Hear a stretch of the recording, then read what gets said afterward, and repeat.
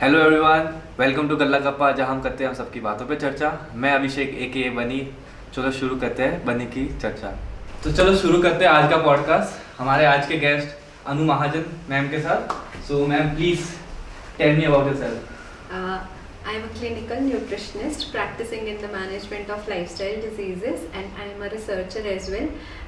मैं डाइट के ऊपर रिसर्च कर रही हूँ जो डायबिटीज़ के मैनेजमेंट के लिए काफ़ी इफ़ेक्टिव रहे। एंड आई थिंक आप सिम्बायोसिस में कुछ। यस, मैं सिम्बायोसिस में PhD कर रही हूँ। मैं सिम्बायोसिस में एज अ रिसर्च फेलो।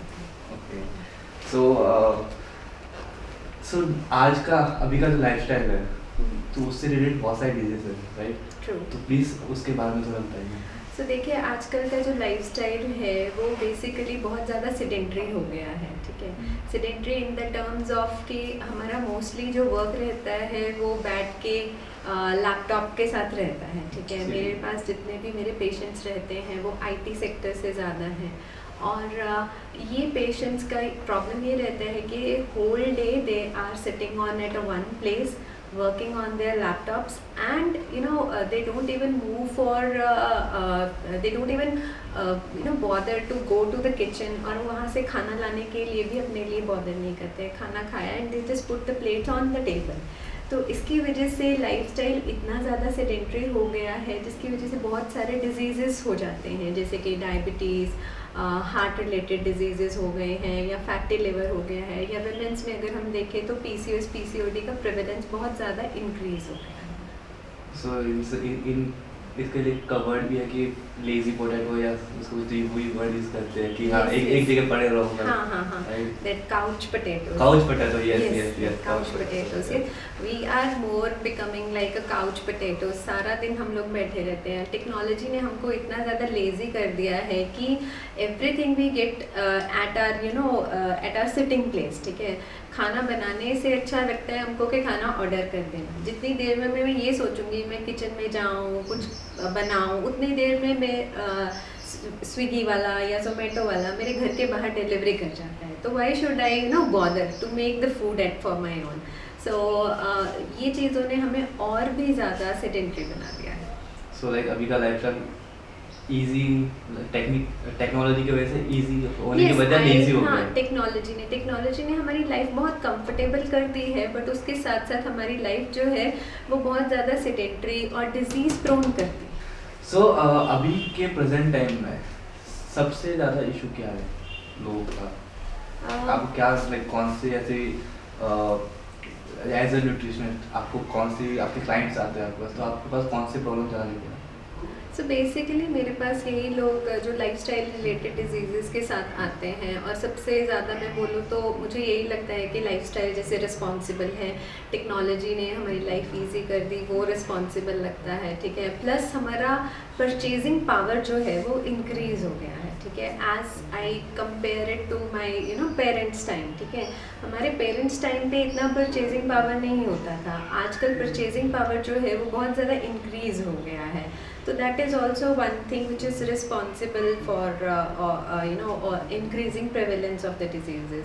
एक लास्ट ईयर की स्टडी है जिसमें ये पाया गया था कि इंडिया में 100 मिलियन से ज़्यादा पॉपुलेशन डायबिटिक लोगों की है। ये अगर मैं बात करूँ तो 10 में से 1 लोग जो है उसको डायबिटीज़ है। ठीक है, ये डेटा जितना प्रोजेक्ट होता है ना उससे भी कहीं ज़्यादा रहता है, क्योंकि बहुत सारे लोग जब ये रिसर्च होती है तो हम इसका पार्ट नहीं हो पाते हैं, प्लस इतने अच्छे से उनके आंसर्स नहीं दे पाते हैं।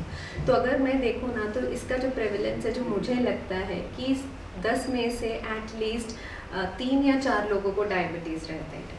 ठीक है, और उस डायबिटीज़ का मेन जो कंसर्न है वो आपका लाइफस्टाइल है। Diabetes is not a disease, it is a condition.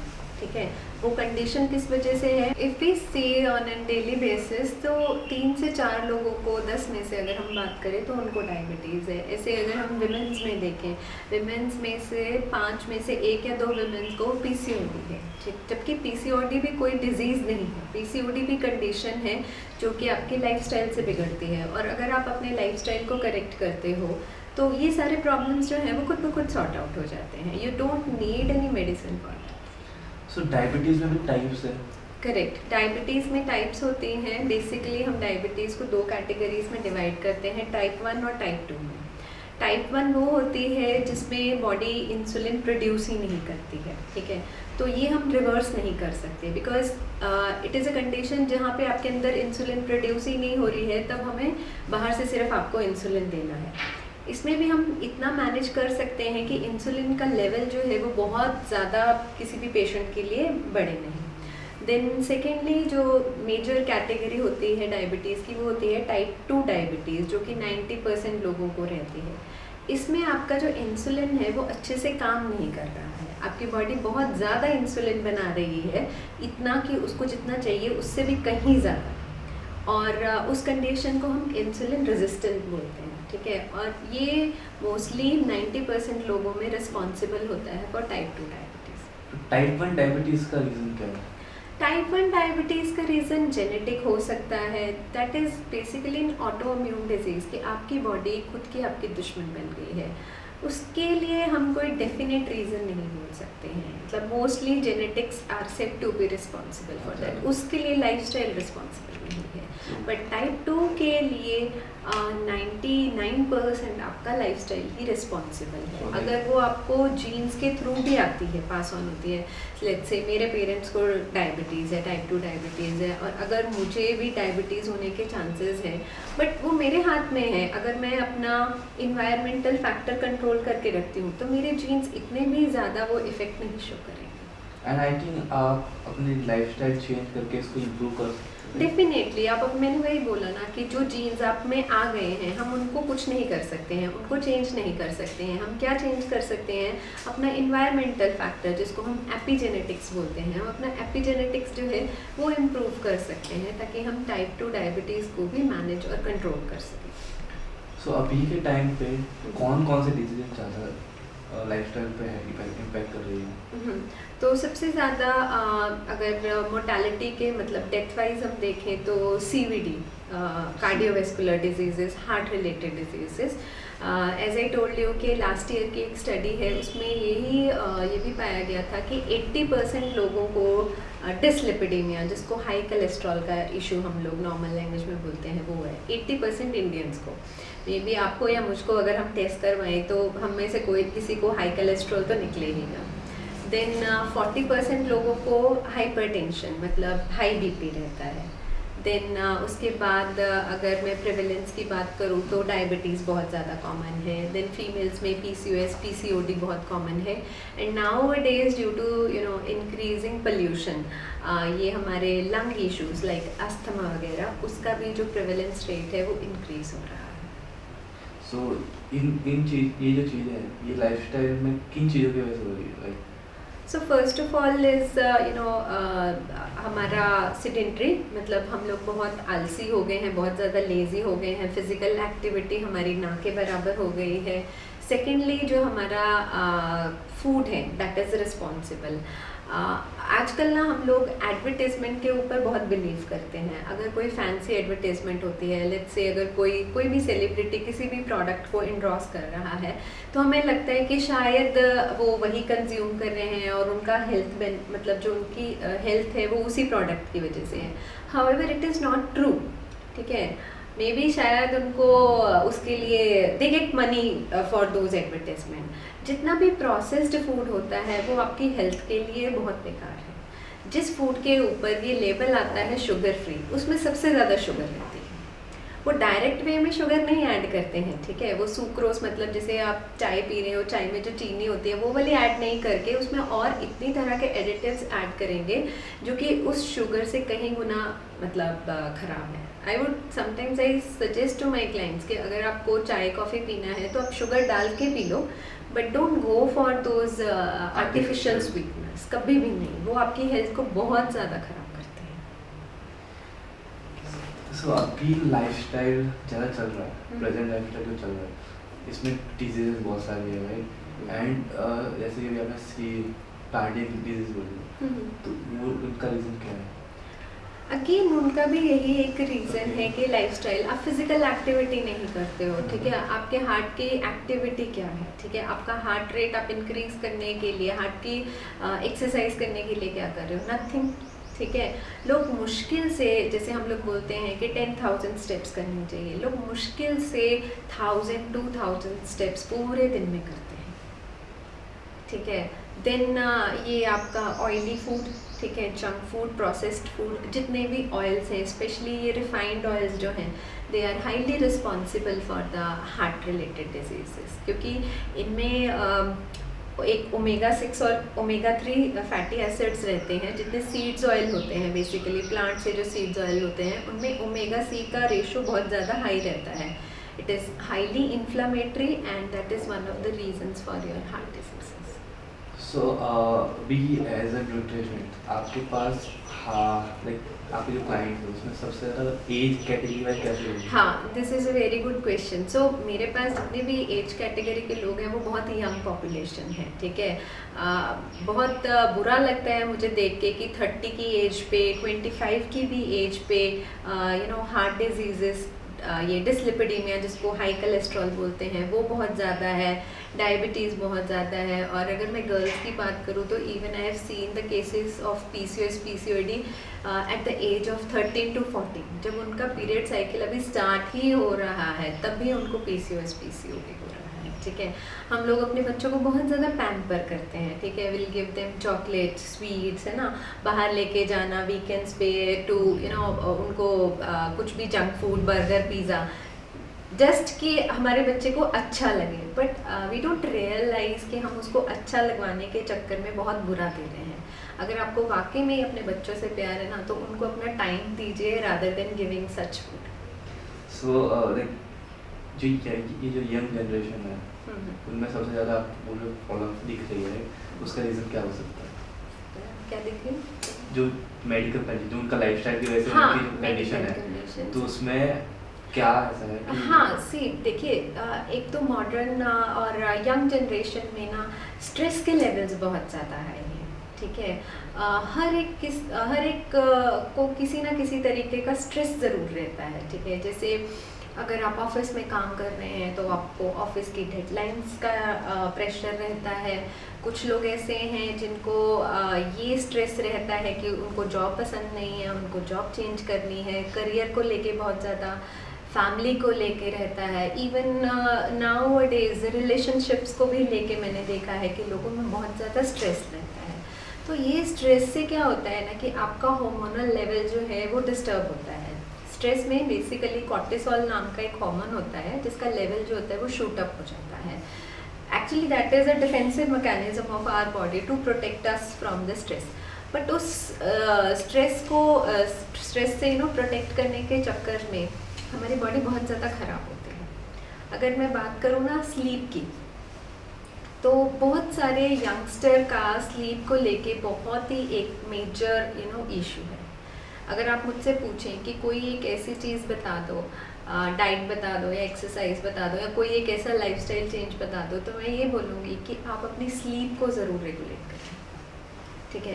Because जो चीज़ें हमें नेचर से या फ्री में मिलती हैं ना, हम लोग उनकी कदर नहीं करते हैं, ठीक है। स्लीप के लिए आपको कोई पैसे नहीं देने पड़ते हैं, ठीक है। हाँ, एक कंडीशन ऐसी ज़रूर आ जाती है कि जब स्लीप को लेके आपकी इतनी हालत ख़राब हो जाती है कि आपको स्लीप के लिए पिल्स लेनी पड़ती हैं या एक्स्ट्रा कुछ करना पड़ता है, ठीक है। तब आपको रियलाइज़ होता है कि अगर मुझे नींद नहीं आएगी तो मेरी तबीयत और ज़्यादा बिगड़ती जाएगी। तो उस कंडीशन तक जाने से पहले मेरी सब यंगस्टर से यही रिक्वेस्ट है कि अपनी स्लीप को बहुत रेगुलेट करें। सो अभी जैसे कि 2 साल पहले कोविड, सो कोविड के टाइम पे एज अ डायबिटिशियन आपने कैसे कैसे चैलेंजेस फेस किए थे या आपको कैसे कैसे क्लाइंट्स की यस, कोविड के टाइम पे हमने ना ये स्ट्रेस रिलेटेड इश्यूज बहुत देखे। बिकॉज हम लोग बस एक घर में एक 4 दीवारी के अंदर बंद हो गए थे, ठीक है। तो लोगों को वो भी बहुत ज़्यादा स्ट्रेस रहा था, ठीक है। उस स्ट्रेस की वजह से भी ये जो डिजीज़ेज़ हैं उनका भी जो रेट है वो बहुत ज़्यादा इंक्रीज़ हो गया था।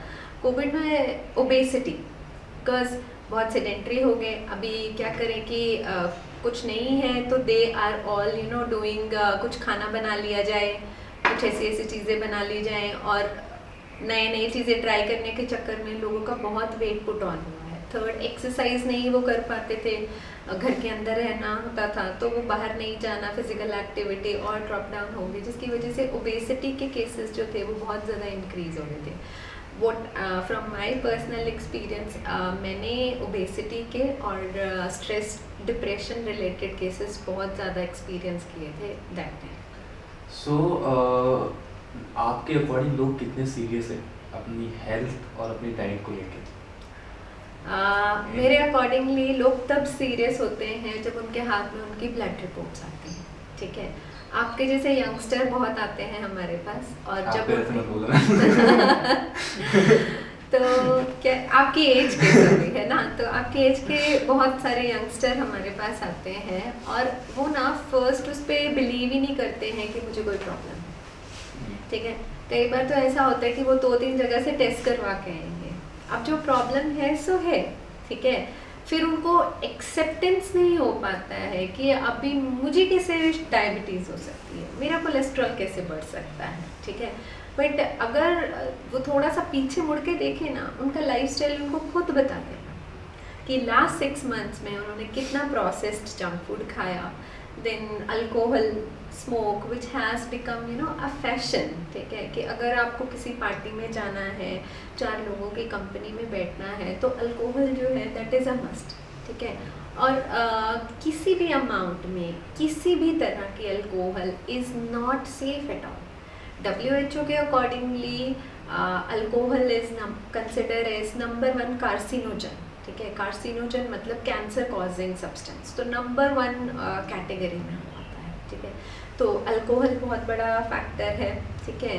देन आपका प्रोसेस्ड फूड, जंक फूड वो बहुत है, स्ट्रेस हो गया, या physical lack of physical activity, ये सारे जो फैक्टर्स हैं वो बहुत रिस्पॉन्सिबल है। Before Covid and after Covid लोगों का पॉइंट ऑफ व्यू कैसे चेंज हुआ? मैं आपको वही पहले भी बोल रही थी ना कि जब तक किसी के सर पे नहीं आती है ना, तब तक वो उसके लिए एक्शन नहीं लेता है।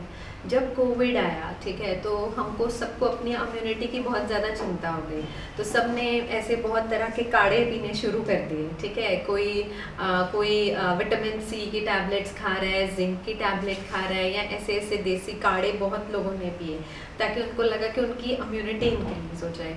बट जो इतने सालों से आपने अपनी बॉडी के अंदर जंक डाला है, ठीक है, उसको ख़राब किया है, वो इसे काढ़ा पीने से या विटामिन सी की टैबलेट खाने से नहीं ठीक होता है। ये विटामिन सी के पीछे का रीज़न क्या था? ये जो विटामिन सी जो लोगों ने ये है, so vitamin C basically it is known to modulate your immunity, it is known to increase your immunity. तो लोगों ने ऐसे भर भर के टॉफ़ीज़ की तरह वो खाया है, ठीक है, जबकि उसका भी साइड इफ़ेक्ट है। क्योंकि अगर आप विटामिन सी जो मार्केट में एज एस्कॉर्बिक एसिड मिलता है, अगर आप उसको हाई अमाउंट में कंज्यूम करते हैं, तो that could be a reason for your kidney stones as well, ठीक है। वो एक्सेस जब विटामिन सी एस्कॉर्बिक एसिड आपकी बॉडी में जाता है, तो वो किडनी स्टोन्स भी कर सकता है, अगर आप अच्छे से वाटर का इंटेक नहीं रखते हैं तो अगर मैंने बोल दिया कि अगर आपको ठीक रहना है तो विटामिन सी खा लो, अगर मैंने बोल दिया जिंक खाने से आपकी इम्यूनिटी बढ़ जाएगी, तो वो बोलते हैं ना कि एक से देख के दूसरे को देख के, तो वो कॉपी पेस्ट वाला वो सीन बहुत तब चला था कि हाँ, तब किसी ने बोल दिया कि काढ़ा पीने से ठीक हो जाता है, तो सारी दुनिया काढ़ा पीना शुरू कर दिया। इतना भी नहीं सोचा कि किसी को वो चीज़ शायद उसकी बॉडी के ऊपर नेगेटिव इफेक्ट भी दे सकती है। तो ये हुए डेफिनेटली ऐसे टोल्ड यू ना कि विटामिन सी का एक्सेस लेने से किडनी स्टोन्स का प्रॉब्लम हो सकता है, ठीक है। जितनी आपकी बॉडी को रिक्वायरमेंट है उससे आप 10 टाइम्स ज़्यादा विटामिन सी दोगे, पहली बात तो ये है कि बॉडी उसको रिटेन नहीं करेगी, उसको चाहिए ही नहीं है, ठीक है, तो वो उसको थ्रू यूरिन बाहर निकाल देगी, ठीक है। करेक्ट, क्योंकि उसको चाहिए नहीं ना, जब चाहिए होगा तब वो आपसे मांगती है, तब आप उसको देते नहीं। क्रेविंग्स जो होती है ना, that is kind of a symptom कि आपकी बॉडी में न्यूट्रिशनल डेफिशिएंसीज हैं। तो क्रेविंग के टाइम पे आप कभी भी हेल्दी फूड खाते हो क्या? What you eat is junk, ठीक है, आपको शुगर की क्रेविंग होती है, आपको चॉकलेट्स की क्रेविंग होती है। कभी आज तक किसी को सुना है किसी को हेल्दी फूड की क्रेविंग हुई मुझे हो? होती है। गुड, अगर होती है तो बहुत ही अच्छी बात है। Sorry, continue. सो अभी जैसे कोविड के बाद लोगों ने स्टार्ट लेके लाइक वर्कआउट करना, डाइट फॉलो करना, सो ये अभी भी कंटिन्यू है या आपको लगता है कि लोगों ने फिर से बंद कर दिया? Not at all. ये अभी जब मैंने वही बोला ना, जब हमारे सर पे पड़ती है ना, तो हम तभी उसी टाइम के लिए ही वर्कआउट करते हैं, हम उसी टाइम के लिए ही काम करते हैं। जितनी देर तक वो लगा कि लोगों को कि कोविड है, ठीक है, हमें अपने आप का ध्यान रखना है, तब सबने किया। जब कोविड नॉर्मलाइज होना शुरू हो गया, सब लोग वापस उसी ट्रैक पे हैं, हम वापस ही अपना मतलब वही वाला रूटीन लोगों में देख रहे हैं। हम उनको मोटिवेट करते हैं कि आप फिजिकल एक्टिविटी कुछ करिए, ठीक है, जितना आप खाना खा रहे हैं एटलीस्ट उसमें से कुछ अमाउंट तो आप बर्न करिए। बट नहीं है physical activity, there is a lack of physical activity. और अगर मैं इंडियंस की बात करूँ, WHO का डेटा कहते हैं कि Indians are very sedentary, specially females. मेरा भी नेक्स्ट क्वेश्चन ये था, like other country compare to Indian का कितना है? यस, अदर कंट्रीज़ के कंपैरिजन में इंडिया का काफ़ी सेडेंटरी में काफ़ी अच्छा वाला रेट है, स्पेशली फीमेल्स में। फीमेल्स सेडेंटरी भी ज़्यादा हैं, फीमेल्स में ओबेसिटी रेट जो है वो भी काफ़ी ज़्यादा है मेल्स के कंपैरेटिवली। एक स्टडी में ये भी देखा गया था कि 50% जो इंडियन विमेंस हैं they have abdominal obesity. Main में ओबेसिटी का रेट फिर भी कम है। फीमेल में अब्डोमिनल ओबेसिटी का रीज़न क्या है? कुछ हार्मोनल इश्यूज भी होते हैं फीमेल्स में लेके, ठीक है, तो वो भी एक फैक्टर रिस्पॉन्सिबल है। प्लस विमेंस के केस में क्या होता है ना कि देखिए, विमेंस जो है ना, they are known as a care giver, ठीक है, वो सबकी केयर करते हैं, but when it comes to taking care of themselves they don't do it all, ठीक है। घर में सबको अच्छा अच्छा खाना बना के खिलाएंगी, बट उनकी जब खुद की बारी आती है, मे बी शायद वो इतना थक जाती हैं कि उनको लगता ही नहीं है कि अब अपने लिए क्या एक्स्ट्रा करना, ठीक है। उनको लगता है कि जो बचा हुआ है, ठीक है, वो वेस्ट क्यों करना है, वही खा लिया जाए, ठीक है। मेरे पास जितनी फीमेल क्लाइंट्स या अदर क्लाइंट्स आते हैं ना, जब उनके हस्बैंड की बात आती है तो वो उनको अलग अलग टिफ़िन्स बना के देते हैं, ठीक है। मैं 5 तरह के टिफ़िन बोलूँगी तो वो 6 तरह के बना के देंगे, और उनके लिए अगर मैं 4 चीज़ें बोलूँगी तो उसमें से भी वो 2 ही करते हैं। तो वो अपने लिए इतना शुरू से ही शायद हमारा what you can say upbringing ही ऐसी है कि विमेंस जो अपनी हेल्थ होती है ना, वो हमेशा लास्ट पे ही रखती हैं। पहले उनके लिए फैमिली, वर्क, अदर थिंग्स वो प्रायोरिटी पे आती हैं, उनकी खुद की हेल्थ जो होती है ना वो प्रायोरिटी पे नहीं आती है। तो अभी जैसे हमने स्टार्टिंग का बात की थी कि लोग इजीली एक्सेसिबल हो गई बहुत सारी चीज़ें, राइट? तो अभी वो चीज़ें है या कम है? लाइक कि अभी फीमेल, जैसे अभी आप बोल रहे थे कि फीमेल अपब्रिंगिंग में ज़्यादा, लाइक कि लाइक केयर करने में ज़्यादा बिलीव करती है दूसरों की, सो इजीली एक्सेसिबल वो बात उन पे भी लागू होती है, नहीं होती? या अभी की जनरेशन के लोग? हाँ, देखिए अभी की जनरेशन के लोग जो हैं, अगर वो बैचलर्स हैं, ठीक है, तो उनको लगता है कि कौन किचन में जाए, कौन बनाए, तो उससे ज़्यादा बेटर ये है कि मैं स्विगी या जोमेटो से ऑर्डर कर दूँ। जितने में मैं सोचूंगा या मैं बाहर से जाके कुछ फ्रूट्स वेजिटेबल्स लाऊं तो वो बनाऊं, उतने से कम टाइम में तो आपका खाना बनाया आ जाता है, ठीक है, एंड दैट टू टेस्टी, ठीक है। टेस्ट वाला फैक्टर बहुत इम्पॉर्टेंट है।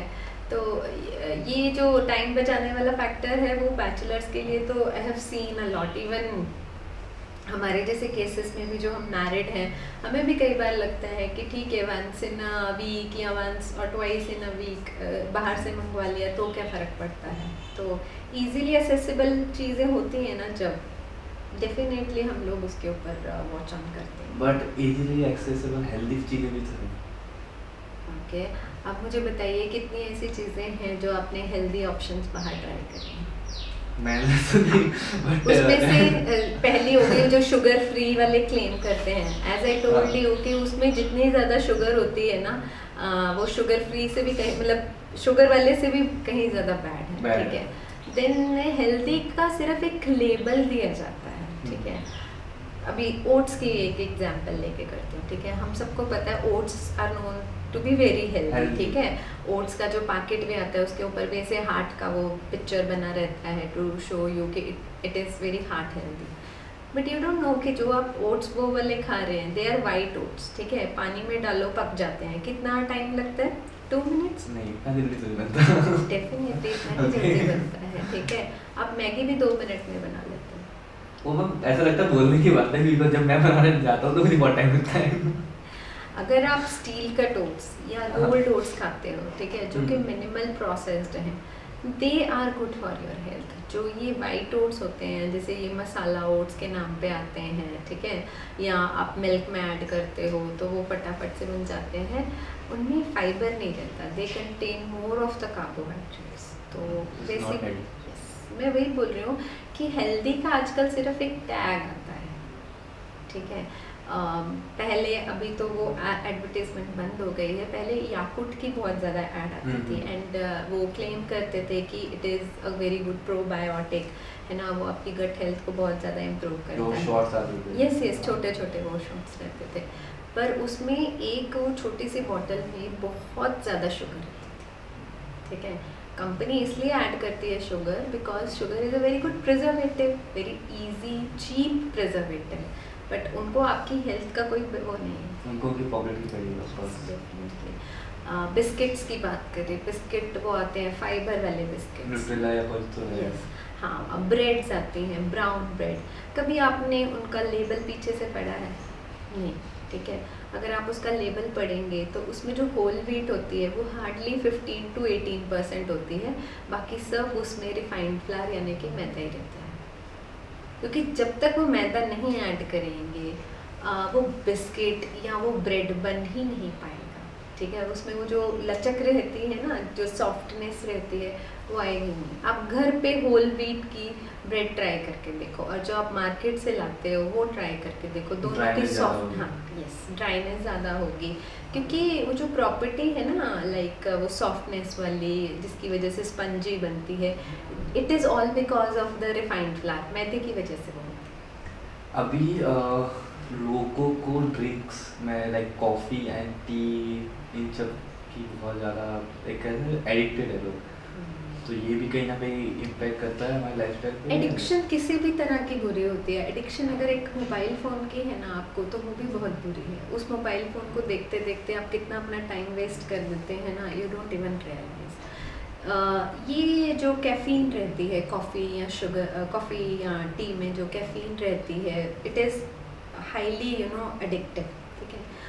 वो सिर्फ आपको थोड़ी देर के लिए ना एक क्या बोलते हैं किक देती है, ठीक है, कि आप काम कर सकते हैं, ठीक है। That is just for 30-40 seconds, 30-40 minutes, उसके बाद आप फिर दोबारा उसी लेवल पे आ जाते हैं। यही अगर आप सुबह से लेके एक बैलेंस्ड मील लो ना, तो आपको ये कॉफ़ी वगैरह की ज़रूरत ही नहीं पड़ेगी, ठीक है। कॉफ़ी की ज़रूरत इसलिए पड़ती है क्योंकि आपका कॉर्टिसोल का जो लेवल होता है, जो कि आपको एक्टिव करके रखता है, वो कॉर्टिसोल हार्मोन प्रॉपरली वर्क ही नहीं कर रहा है। इसलिए आपको बार बार, अगर आपको ऐसा लगता है ना कि आपको बार बार दिन में 4 बार 5 बार 6 बार कॉफ़ी पीने की ज़रूरत पड़ती है अपने आप को एक्टिव रखने के लिए, that means you are facing hormonal imbalance, ठीक है। Once you start eating good, once you start eating balanced food, आपके हार्मोन्स जो है वो रेगुलेट होना शुरू हो जाते हैं, then you don't need coffee tea. और वंस और ट्वाइस कॉफ़ी पीना या चाय पीना इज़ नॉट बैड, बट अगर आप एडिक्टेड हैं तो वीक या डे, हाँ, वंस और twice in a day is okay, ठीक है, वंस और twice in a day is okay, ठीक है। दैट टू क्वांटिटी वाइज, कि ये ऐसा बड़े वाला मग तो मैं नहीं बोलूँगी, ठीक है, छोटे वाला कप कॉफ़ी का या टी का it's quite good enough, but अगर आपको लग रहा है कि आपको ज़रूरत है तो that means you are facing hormonal imbalance. So अभी लेमन टी, ग्रीन टी ये बोलते हैं हेल्दी, इट इज़ ट्रू या नहीं? सी ग्रीन टी भी जितनी होती है ना, उनमें कैफीन्स रहती हैं, ठीक है। तो अगर आप ग्रीन टी भी ले रहे हो तो पहले चेक करिए कि उसका कैफीन कंटेंट कितना है, ठीक है। उसके अलावा हर्ब्स टी रहती है, जैसे कुछ फ्लावर्स टी रहती हैं, जैसे कैमोमाइल टी की एक एग्जांपल है। कैमोमाइल जो है दैट इज़ अ फ्लावर, ठीक है, तो वो फ्लावर की टी बनती है and that is known to induce sleep, ठीक है। वो स्लीप के लिए बहुत अच्छी होती है, अगर आपको रात को नींद नहीं आती है और आपको बार बार कॉफ़ी वगैरह पीने का तब भी मन करता है, तो आई वुड सजेस्ट कि उस टाइम पे आप कैमोमाइल टी पी सकते हैं, जो फ्लावर्स की टी होती है, ऐसे हर्ब्स की टी हो सकती है, रोज़मेरी टी होती है या लेमन बाम टी है, ऐसी टीज़ जो हैं वो बेटर है rather than simply taking the green teas, ठीक है। वो जो ग्रीन टी है उसमें कैफ़ीन का अमाउंट काफ़ी ज़्यादा रहता है। एक और चीज़ आपको बताऊंगी कि अगर आप ये किसी भी तरह की ग्रीन टी लेते हो तो उसका जो वो पैकेट रहता है जिसको आप डिप करके लेते हो वो भी नहीं लेना चाहिए, because those packet they contain microplastics and there are so many studies which says that microplastic जो है they are harmful for your heart health. So lemon tea, what was lemon tea? Lemon tea basic जो lemon एक herb आती है वो उसकी बात कर रहे हैं? नहीं, जो मार्केट में ऑलरेडी मिलती है लाइक पैकेट्स वाली है और पैकेट्स वाली तो आई टोल्ड यू ना कि it is not good because of the I mean box वाली। माइक्रो। हाँ, बॉक्स वाली जो लूज रहती है that is a good option, ठीक है। Lemon balm tea, lemon balm एक हर्ब है, अगर वो टी आप पीते हो तो that is also known to reduce the stress and anxiety. So अभी आपने इतने जो नाम लिए टी की पहली बार सुने पहले तो तो ये इंडियन कल्चर है या हमारा देखते हैं मोस्टली मूवीज में दिखा रहे हैं कि चाइनीज टी एंड ऑल?